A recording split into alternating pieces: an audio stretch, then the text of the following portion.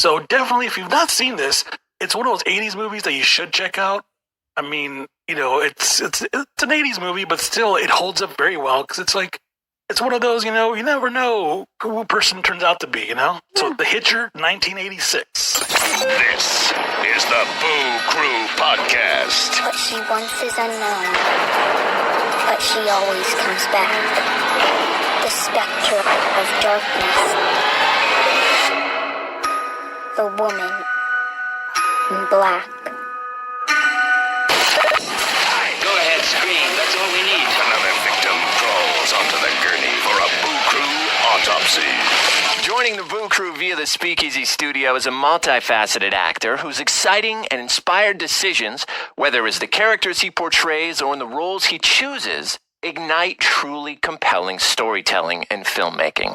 He got his start playing a young David Copperfield in a TV miniseries before bringing to life J.K. Rowling's beloved Harry Potter in a legacy spanning 8 films, the most successful and famous franchise of all time, and he elevated the character into a pop culture icon. He has since become an adventurer of the stage and screen, carving out a path cut from inventiveness and imagination. Whether that's playing a corpse with supernatural powers in Swiss Army Man, making us laugh hysterically in TV's Miracle Workers, telling the true story of the breakout of 2 political prisoners in Escape from Pretoria, or on Broadway in the West End in productions such as Equus, or recently alongside Alan Cumming in Endgame. His work has garnered over 15 awards, including Fangoria Chainsaw, Sitges, People's Choice, and was even nominated for a Grammy for How to Succeed in Business Without Really Trying.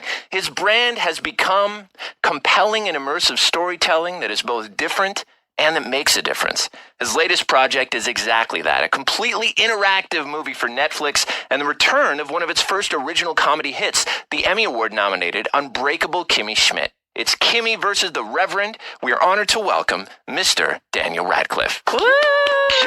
That was almost without question the nicest introduction I have ever been given. Thank you so much. Wow, Dan. Well, thank you so much. It's well deserved. My goodness. Yeah. Thank you very much, mate. Congratulations, first of all, on this hilarious show. We experienced it and are so excited to delve into the process with you. Thank you. Yeah, it's amazing. I mean, I was obviously coming to it as a sort of interloper and somebody who is new to the cast, but I'm so thrilled I got to be a part of something because I do genuinely think I still don't know how they wrote it. It just blows my mind to think about how you write a choose your own adventure script like this, and I just think I'm so glad people are enjoying it and seeing how cool it is. We're so excited to talk about that. But first, as we are Bloody Disgusting, we would love to talk about some of your great work in the horror genre. Yeah. Starting with, what is your personal experience as a viewer with horror? Do you recall the first moments you were impacted by it? I mean, honestly, I, as a viewer, am a very scared viewer of horror movies. I'm not somebody, I have friends who, just kind of inhale every movie from every sort of horror franchise and love it. And I am way too I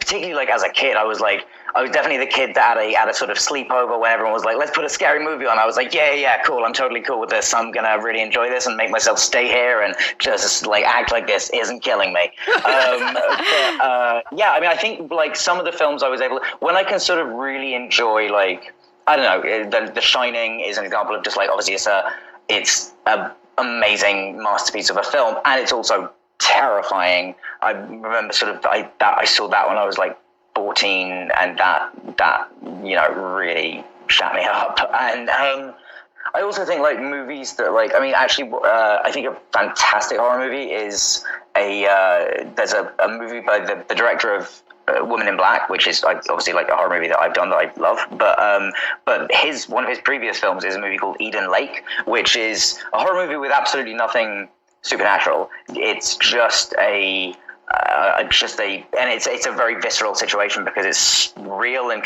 you can see a world where it could happen, and it's worth. I would definitely recommend Eden Lake to anybody who likes a terrifying hour and a half. The Boo Crew will be right back. It rests on 13 acres of earth over the very center of hell. The last house on the left. Here's the first motion picture to offer to the daring a look into the final, maddening space between life and death. The Last House on the left. Caution. To avoid fainting, keep repeating. It's only a movie. Only a movie. Take as much as you can. Only a movie.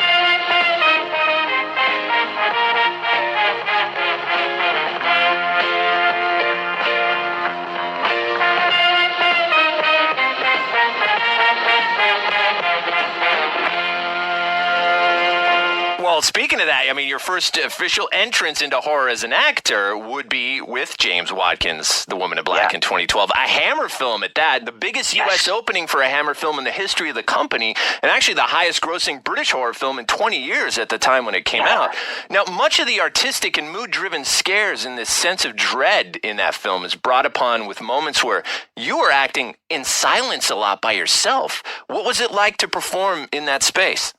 I mean, it was a really cool sort of experiment. Like I definitely, that was part of the thing that I really wanted to make me want to do the film was that reading the script, there was, probably about 50 pages of just stage direction where it's just me walking around a house, and seeing that tension and suspense can be like, you just stretch over that period of time to a point where like you are just a nervous wreck watching it.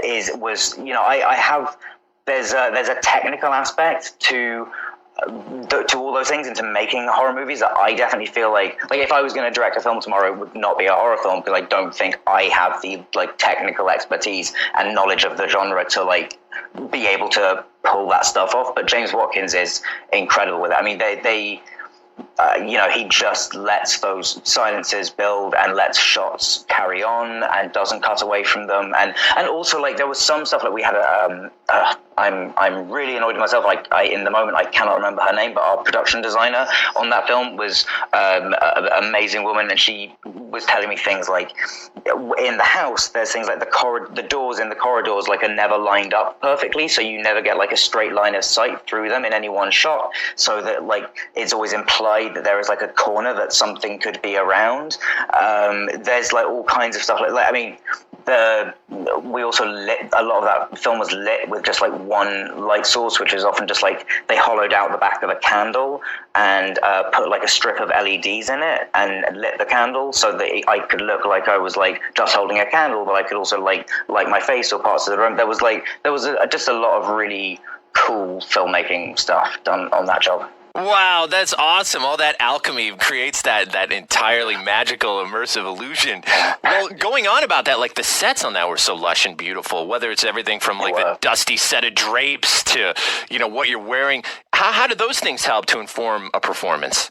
I mean, I definitely think, particularly when you're doing something that's set in a Victorian Gothic kind of era, putting on those clothes and looking like you do, and sort of they are very they are what the time was, which was sort of tight and oppressive, and that's sort of how you feel in it, and there's a sort of stiffness to it, which I think is sort of certainly something I associate with English people during that period, and so I think all that doesn't, but whenever you can, I mean, and particularly with the set, as you mentioned, so much of that was all one practical set, so we could do long scenes that ran from one room down a corridor, up some stairs, and into another room, because it was all there. And we also destroyed a very nice couple's garden in, I think, Peterborough, which was the garden. I think they had won.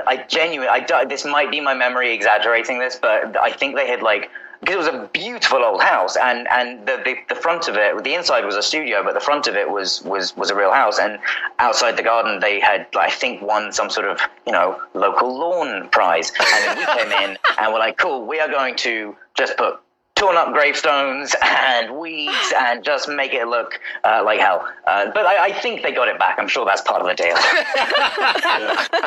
So you've been in a few ghost stories like this one, and you even narrated one, Fear of You. Have you yourself had any experience with ghosts or filmed at a haunted location where you felt a spirit might be there? I have to say, I'm pretty, I'm fairly agnostic on everything. I never say that I know something. I am not like a strong believer in favor of ghosts just because I haven't experienced one myself, but just because I haven't experienced it doesn't mean that's not happening.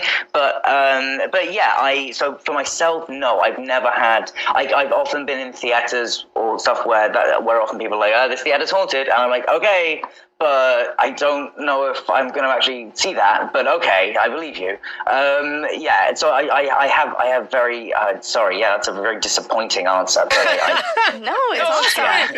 It's great. 2013's award-winning Horns. It's such a brilliant film. There's this great modern-day fable fairy tale crossing between genres. Sometimes it's funny, sometimes it's tragic, moving, dark, intense, and violent. Talk about working with Alexandre Aja, and what did you learn from his direction? I mean, honestly, Alex is. I say this way too much. I sound so to the point where it sounds like I don't mean it, but he really is. He's one of my favorite directors I've ever worked with. I feel like every day you would come to set and just see him turn.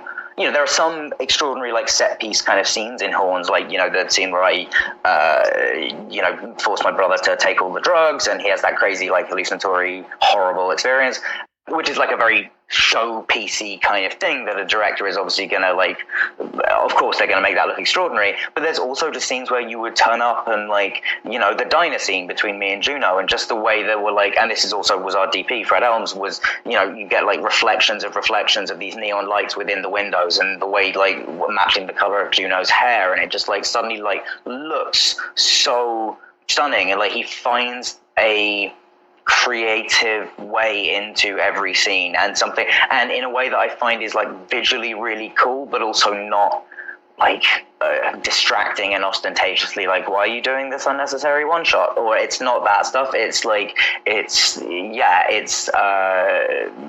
just he's constantly really inventive, and also a very, very fun person to be directed by. He definitely really pushed us all. I think he made an amazing movie. I love that film because it just doesn't, as you said, it doesn't settle down. It kind of refuses. It's funny, and it the first half particularly is I find very, very funny, and it's sort of it has this just it sort of leaps between. I don't know. I don't think it even leaps between genres particularly. I think it just is a lot of things simultaneously, which is one of the things that I get very excited about when I read stuff. Did I read something about you drinking antifreeze by accident on the set? You did, yes, yeah, I did. It was really one of the. So I didn't realize that because we were in Canada, all the trailers had non-potable water in it, and most trailers, and I went around and checked after I found out that this was what happened. Most of the trailers had a big sign in them that said, "Do not drink this water," and I did go back and check, and for whatever reason, mine didn't have one of those signs. So anyway, I didn't know that at the time, so I just suddenly on set one day, I got very ill, had to lie down, had to go back to the trailer, and was sort of started being ill. I still had all the horns on and stuff and all the prosthetics at this point, so it was I didn't want to take them off at the moment because I didn't know maybe I'd be able to come back after lunch. Who knew what this was going to be? And then the doctor came in, and he was completely unfazed by the fact that I had some very good prosthetic horns bursting out of my forehead, and that he had regularly seen I see weirder stuff than this on a Friday night. It was he was very, very funny about it and cool, but he didn't know what was wrong with me. We didn't know what had happened because they said, have you drunk anything today or eaten anything? And I was yeah, I had some water. I would never have reported it as because I didn't know. And then it was a very, very rough 3 days, which was at that point very early on in my girlfriend and I's relationship, and she had come to visit me and was just nursing me in the bathroom for 3 days. And then I sort of came round and got better, and then a week after that I was in hair and makeup, and I went to pour a glass of water out of the tap, and somebody just went, "Whoa, what are you doing? That you can't drink that, it's got antifreeze in it." And I was that was it. That was what I did. I drank antifreeze. So yeah, but it was nice to it gave you a real appreciation for not drinking antifreeze. I guess you have to experience it once to know. Seeing how great of a movie Horns turned out, was there ever any talk in returning to that role in a sequel? I don't know if it would be that role, but I will say that I love I loved working with Joe Hill on that story, and I love working with Alex Aja. If there was ever another project that I just don't know, like instinctively, like they're both cleverer men than me, so if they can figure out how you then carry that story on, then great. But I would definitely like to work with both those people again, because they're awesome and incredibly creative. I know that you kept the amazing jacket from Horns. The Harry Potter series has some unbelievably beautiful props, costumes, and set pieces. Did you keep anything from Potter or any of your other films? Yeah, not really for Harry though. I was mainly in zip tops towards the end. Like I didn't have there was some. I guess the Quidditch stuff is very cool. Like I did feel very cool in that as a kid. And the school uniform, we were only in them for like the first 3 or 4 years maybe, or only in them like that much for that time. But then the one thing I will say is that like obviously there were like incredible costumes for other people. I'm sure people stole stuff they definitely should have. Actually, they're probably not. They're probably in museums. I did get away with 2 pairs of the glasses. So I've got a pair from the first film and a pair from the last film, so you can sort of see how my head grew in between. Oh, that's cool. And but they're not like they're in a safe somewhere. I don't want to risk just like sitting on them one day. 2015's award-winning Victor Frankenstein, you created a really cool new version of Igor the Scholar, really, opposite the wonderful James McAvoy. Yeah. And you delivered a really unique physical performance. I was wondering if you could just talk about developing those attributes that you brought to Igor. Yeah, so that was... I really enjoy sort of a part that has some kind of physicality or some sort of like weird physical challenge I have to get into, and sort of I liked the idea of like showing this, having to sort of show this journey from somebody who is described as just like a hunchback, and sort of which is actually like a very vague description and could go a number of ways, and like trying to find like some sort of real feeling version of that, and then graduating it into somebody who is like forced to walk upright and then can, it was an incredibly sort of fun thing to do. I worked with I worked with a movement coach who was lovely, and I also worked with because that character exists in a circus at the beginning. I worked with a wonderful clowning teacher called Mitch Mitchelson. I recently got to work with him again. I was just doing a play in London, Endgame, which you mentioned very kindly, and I was doing that, and I got to work with Mitch again to do lots of like ladder falls and learning how to fall off an A-frame ladder, which is very fun. Oh man! Well, some of that physicality actually continues into Kimmy versus Revan, which we'll talk about now. So it's another imaginative project that reinvents rules, and so much of that has been traditionally in the writing of that show and these characters created by Tina Fey and Robert Carlock, resulting in really thrilling, unpredictable stories and a dialogue, and it's elevated even more in that direction with this new interactive technology. How did the writing inspire your choices as Prince Frederick, aka the Scooch? I mean, that's the thing. It's one of those shows where Tina and Robert and Meredith and Sam, the other writers of the special, the writing is just amazing. Like, you really, as an actor, just have to like, work out what the character is and then say the words, because they're just brilliant jokes. And watching the show is the kind of show that I love, because it is just like tightly wound plots, but also like a joke every 10 seconds, and that joke might be very something very silly and ridiculous and brilliant, or just a reference that 2 people will understand, and the latitude they give themselves to make jokes about anything, and they kind of have created a world with enough characters that touch as many worlds as they do, that you can kind of get a joke about anything and it be justified. And it's sort of as an actor to like walk into this very established place with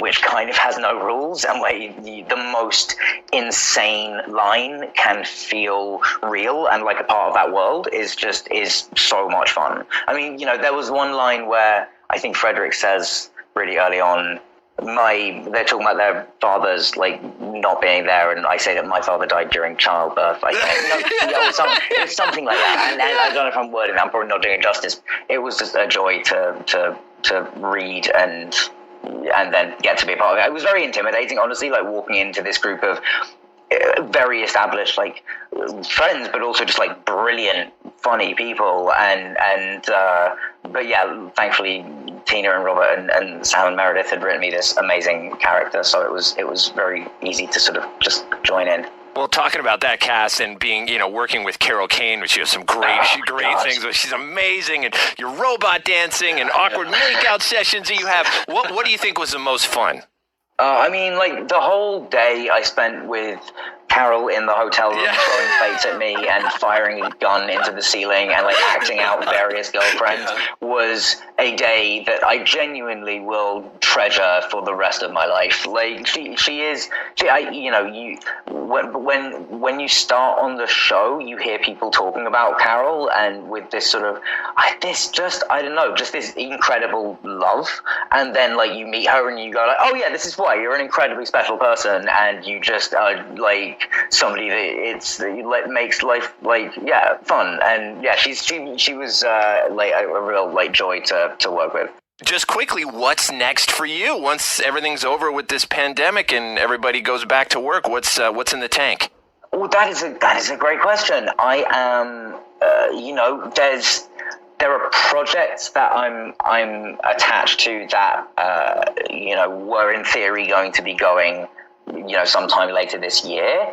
I think right now the goal is for everyone to just, like, keep kind of acting as if something will happen that will allow us to do that, and we sort of have to work towards it as if it will be possible.